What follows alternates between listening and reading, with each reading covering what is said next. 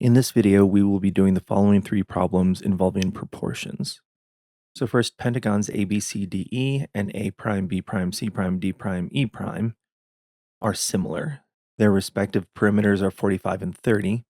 If the length of a diagonal in the first pentagon is 14.56, what is the length of a diagonal in the second pentagon? So one thing we know about polygons, any corresponding lengths between them have the same ratio.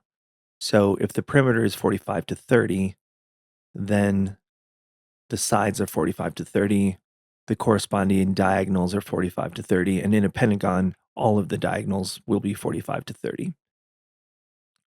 So our ratio being 45 to 30 equals 14.56 to x.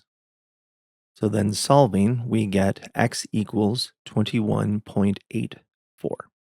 From there, we go to the next. AB to BC is 3 to 5. If AC is 40, find AB and BC. You will probably recognize this is a problem for earlier in your geometry class involving proportions, but it fits in the section on proportions.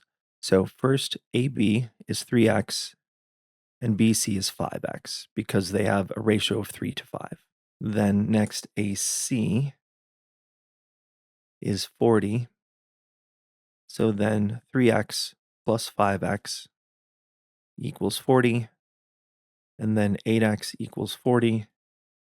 And x equals 5. From here, we go to the third problem. M over 4x equals 3c over 5b. Solve for x in terms of m, c, and b. So there's no number solution here.